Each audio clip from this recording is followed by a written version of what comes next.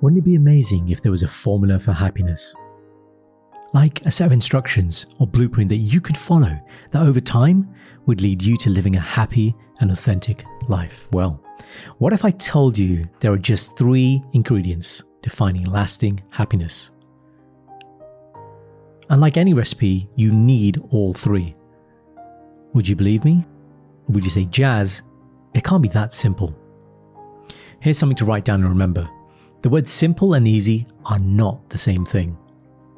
As a doctor, it's very simple for me to tell my patients to eat a balanced diet and exercise at least 30 minutes per day. But for the most people, that's not easy to follow. So remember, what I share with you here today is simple, but not necessarily easy unless you put in the time, effort, and energy. With that said, let's dive into today's learning. Freud. Sigmund Freud, the father of psychology, said the highest point a human can achieve is being less miserable. So if you put that in numerical terms, he's basically saying if you're at minus 50, then the best that you can achieve in your life is 0. Now, I don't know about you, but that doesn't sound really inspiring, does it? Well, luckily, in more recent times, another gentleman came along, a chap called Martin Seligman, who had a revolutionary idea and thought about Freud's profound statement. So what had drawn him to look into this area? Well, he thought there are clearly happy people in the world, and there must be reasons they are happy. So if we study them, then maybe we can work out these common factors. And rather than saying that the highest point is 0, we can say, how can we get people to plus 50? Now that does sound more inspiring, and that was the birth of positive psychology, the science and the study of happiness. He concluded there are 3 main ingredients for happiness. So what are they?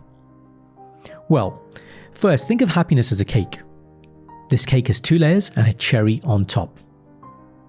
Let's start with the cherry. The cherry represents what most people think happiness is. Now, before we carry on, just pause here and think to yourself, when someone asks you what is happiness, what images pop into your mind? Perhaps it's a new car, a new house, a new home, or being on holiday sitting on the beach sipping margaritas.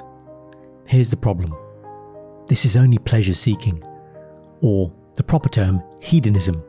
Hedonism is a belief that seeking pleasure is the highest aim in human life. Think back to the first time you drank your favorite drink. Perhaps it's Coke or Ribena.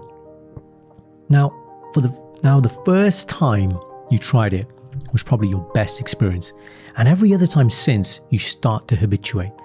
That's to say, you get used to the taste, and so the amount of pleasure decreases. Often we buy things hoping they will make us happy. Think about the last thing you bought that you really wanted. When you first got it, you were probably very excited, happy. But how long did that last? How long until you need to buy something else to fill that void? The things we buy can give us pleasure, but it doesn't last. The cherry, guys, represents pleasure. But here's the thing. It's only a very small part of happiness. Or just think of that expression. That's the cherry on the cake. There's no cake with just a cherry. So what's the middle layer? Well, the middle layer is finding what puts you in a flow state, or what athletes call being in the zone.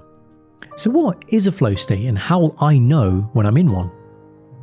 Flow is when time stands still, when you're in a state where you feel fully energized, focused, immersed, and enjoy the process, where things just seem easy to you. In the words of Steve Jobs, your work is going to fill a large part of your life, and the only way to be truly satisfied is to do what you believe is great work.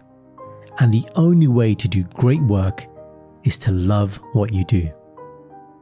So for me, that's when I'm helping people, whether that's seeing patients in hospital, being a mindset coach and seeing my clients fly high, or recording these videos for you.